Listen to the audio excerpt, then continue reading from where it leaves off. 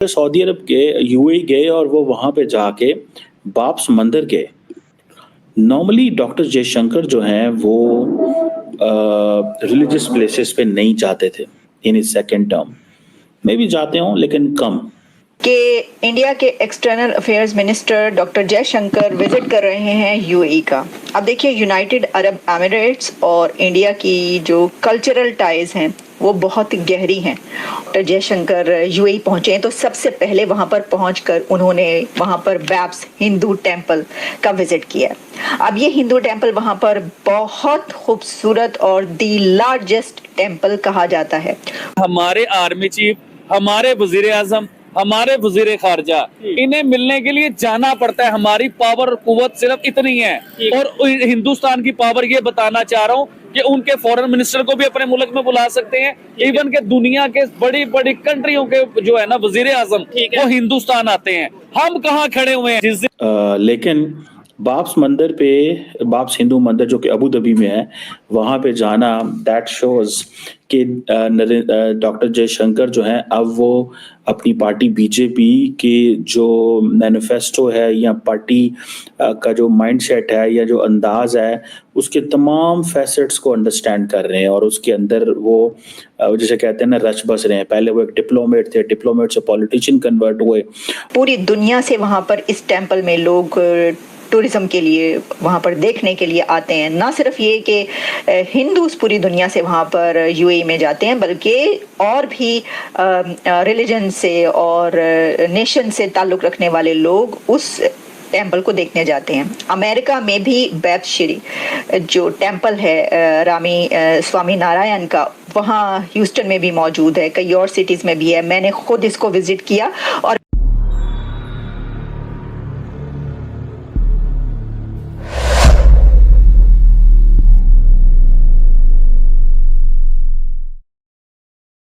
लेकिन बाप्स मंदिर पे, बाप्स हिंदू मंदिर जो कि अबू धाबी में है, वहाँ पे जाना दैट शोज कि डॉक्टर जयशंकर जो हैं अब वो अपनी पार्टी बीजेपी के जो मैनिफेस्टो है या पार्टी का जो माइंडसेट है या जो अंदाज है उसके तमाम फैसेट्स को अंडरस्टैंड कर रहे हैं और उसके अंदर वो जैसे कहते हैं ना रच बस रहे हैं। पहले वो एक डिप्लोमेट थे, डिप्लोमेट से पॉलिटिशियन कन्वर्ट हुए और जैसे ही पॉलिटिशियन कन्वर्ट हुए तो उन्होंने स्लोली पहले तो इंडियन फॉरेन पॉलिसी पे इंडिया का मौक़िफ़ दिया। अब वो इन एंगल्स के ज़रिए भी रिलीजियस एंगल्स को भी एक्सप्लोर करते हैं। उनकी जो बुक थी वाई भारत मैटर्स, उसमें भी उन्होंने बहुत सारी बातें लिखी हैं और भी वो कहीं ना कहीं डिस्कस करते रहते हैं इंडियन डिप्लोमेसी को।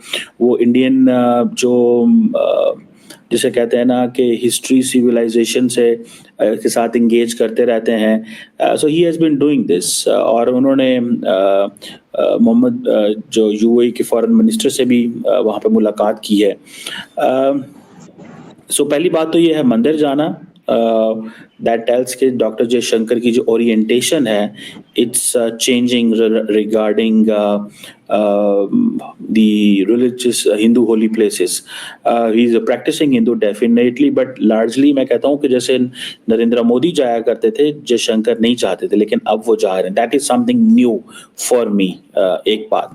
दूसरा, ये जो बाप्स मंदिर बना था उधर अबू धाबी में, जिसको जयशंकर साहब जो हैं उन्होंने इसको जैसे समझ लें कि उन्होंने क्लासिफाई किया या कैटेगराइज किया है। मुझे ऐसे लगता है कि जो अमारातीज इंडिया के करीब हुए हैं, they have understood the relevance and value of India. लेकिन कुछ पाकिस्तानी ऐसे हैं जो इस चीज़ को क्रिटिसाइज बड़ा करते रहे हैं, नेगेटिव प्रोपेगेंडा करते रहे हैं और सुनने में आया है कि यूए की जो अथॉरिटीज़ हैं वो बड़ी तंग है तीन तरह से।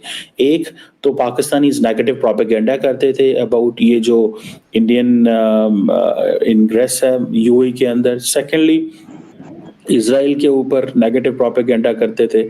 सो ये उनको बड़ी बुरी लगती थी अमारातीज को। जो मांगने वाले हैं पाकिस्तानी, वो बहुत बड़ी तादाद में वहाँ जाते हैं। जो अमारातीज अब सुनने में आया कि बहुत ज़्यादा वीज़ाज रिजेक्ट करते हैं और उसकी वजह ही ये है कि वीज़ा रिजेक्ट करने की, ठीक है ना जी। लेकिन propaganda on India and Israel ठीक है, क्योंकि जब एज पर जो अब्राहम अकॉर्ड जब यूएई ने साइन किया तो उसमें उन्होंने इस चीज़ को अंडरस्टैंड किया कि now we are going to take a different line. Non oil trade जो है वो तकरीबन $50 बिलियन है। Non oil trade, non oil मतलब तेल नहीं, ठीक है। $100 बिलियन का टारगेट है 2030 तक, ठीक है जी। सो इससे आप इमेजिन कर लें। एंड देन मैं आपको बताऊं जो एजुकेशनल लिंकेज बिल्ड हो रहा है, I think the Indians will overtake United Arab Emirates in few years, and this will replicate in other Arab countries. हम वही प्रोपेगेंडा करेंगे इंडिया के बारे में, इजराइल के बारे में, अपनी पॉलिटिकल पार्टी के बारे में, अपनी फौज के खिलाफ, क्योंकि हमारी जो थी ना पाकिस्तानी डियास्पोरा जो बाहर बैठा हुआ है, जो they have been doing a great work for Pakistan and for the families and for the country, but वो इतने ज़्यादा पोलिटिसाइज हो चुके हैं पाकिस्तान के हवाले से कि वो सिर्फ पाकिस्तान की पॉलिटिक्स के बारे में बात करते हैं। सेकेंडली वो होस्ट मुल्कों को कहते हैं कि तुम क्यों इजराइल के हक में हो, तुम क्यों इंडिया के हक में हो। दुनिया बड़ी तेजी से तब्दील हो रही है, पाकिस्तान तब्दील नहीं हुआ। हमने अपने लोगों को नहीं बताया कि मिडल ईस्ट में जो तब्दीलियां आ रही हैं हमें उनको कैसे देखना चाहिए, ये हमारा कसूर है। We didn't tell them। हमने जब नई बात बताई तो मतलब who else would understand। So मुझे ऐसा लगता है कि पाकिस्तान जो है उसको ये बताना चाहिए कि मिडल ईस्ट जो जिस अंदाज से मिडल ईस्ट अब डेवलप हो रहा है या हुआ है, जो मिडल ईस्ट की सोच है वो हमारी सोच वैसी नहीं है। हमने अपने लोगों को बहुत ज़्यादा रिलीजियसली मोटिवेट कर दिया हुआ है, सो वो हर चीज़ मजहबी एंगल से देखते हैं। बहरहाल अब इंडिया जो है वो जारी बात है, जो प्रेस रिलीज मैंने देखी उसमें वो इम्पोर्टेंट थी कि जो सऊदी अमारातीज एंड इंडियंस जो हैं जो डिस्कस कर रहे हैं एजुकेशनल पार्टनरशिप, ठीक है जी। इंडिया की वो जो है IT इंस्टीट्यूट वो भी वहाँ पे खुला।